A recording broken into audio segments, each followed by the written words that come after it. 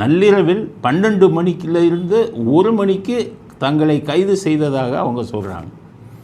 இந்த வீடியோவில் பாருங்கள், அவங்களே சொல்கிறாங்க. ஒருத்தர் வயசான இன்ஸ்பெக்டர் ஏறினாரு, அவட கேட்குறோம், சார் எந்த சட்டத்தில் சார் எங்களை இட்டுமே விற்க போறீங்கன்னு கேட்குறா. ஏமா அதெல்லாம் இன்னும் ரூல்ஸ் வரலாமா, டைம் ஆகும் இருங்கண்ணா. சுற்றி வராங்க 1 hour 12:30 மணிக்கு ஏற்றணுங்கள, 1:30 மணி 2:10 கிட்ட போய் எங்களை சட்டத்தில் போடுறாங்க. 12 மணிக்கு எங்களை கைது செஞ்சாங்க, 1 மணிக்கு கைது செஞ்சாங்க. என்ன பண்ணியிருக்காங்க, உயர்நீதிமன்றம் அவர்களை அப்புறப்படுத்தலாம்னு சொல்லிட்டாங்க. அதில் உயர்நீதிமன்றத்தை நம்ம குறை சொல்ல முடியாது. ஏன்னா தலைமை நீதிபதி கிளீனாக சொல்லியிருக்காரு. எப்படின்னா, நீங்கள் ஒரு போராட்டம் நடத்தணும்னா அரசாங்கத்திட்ட அனுமதி வாங்கணும்.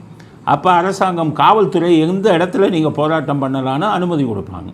ஏன்னா மக்களுக்கு பாதிப்பு வரக்கூடாது, போக்குவரத்துக்கு பாதிப்பு வரக்கூடாதுங்கிறதுக்காக அவங்க ஒரு இடம் கொடுப்பாங்க. அங்கே நீங்கள் போராட்டம் நடத்தலாம். உயர்நீதிமன்ற வழக்கு என்ன கொடுத்துருக்காங்க, நாங்கள் என்ன பண்ணுவோம், இவங்க அனுமதியே வாங்காமல் போராட்டத்தை பண்ணியிருக்காங்க.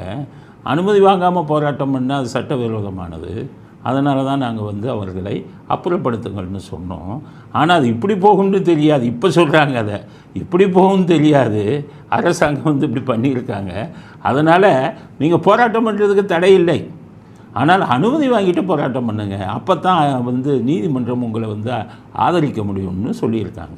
அதனால் இவங்க அனுமதி இல்லாமல் பண்ணதுனால தான் ஹைகோர்ட் அவங்களை அப்புறப்படுத்துங்கள்னு சொன்னாங்க.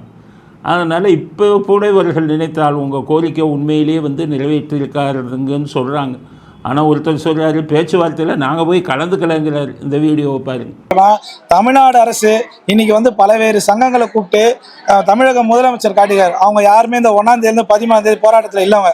அவங்க யாரெல்லாம் பார்த்தீங்கன்னா பர்மனெண்ட் ஆனவங்க, இப்போ சிஐயா இருக்கிறவங்க, சிஎஸ்ஆ இருக்கிறவங்க, ரிட்டையர்ட் ஆனவங்க, லேபராக இருக்கிறவங்க, இவங்கெல்லாம் ஒரு சின்ன சின்ன தொழிற்சங்கங்கள். இவங்க யாருமே இந்த தனியார் மயத்தை எதிர்க்கணும்னு எப்பவுமே எந்த காலத்திலையும் சொல்லலை. அப்போ பேச்சுவார்த்தையில் இவங்க போய் கலந்துக்கலைன்னா, பேச்சுவார்த்தையில் கொண்டு போய் நிறுத்தின ஆளுங்களை எடுபடி சேகர்பாபு யாரை கொண்டு போய் நிறுத்தினாருன்னு சொல்லணும் நாட்டு மக்களுக்கு. அவன் தொழிலாளன் 13 நாள், அவன் வயிற்று பிழப்பு, அவன் வாழ்க்கை பிரச்சனை.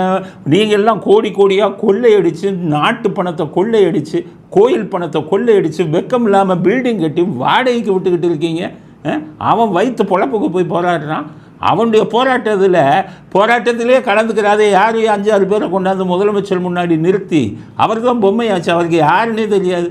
அப்படியான்னு தலையாட்டிட்டு போவார். அவருக்கு முன்னாடி போய் நிறுத்தி இவர்கள் வாபஸ் வாங்கிட்டாங்கன்னு சொல்லி முடிச்சுட்டாங்க.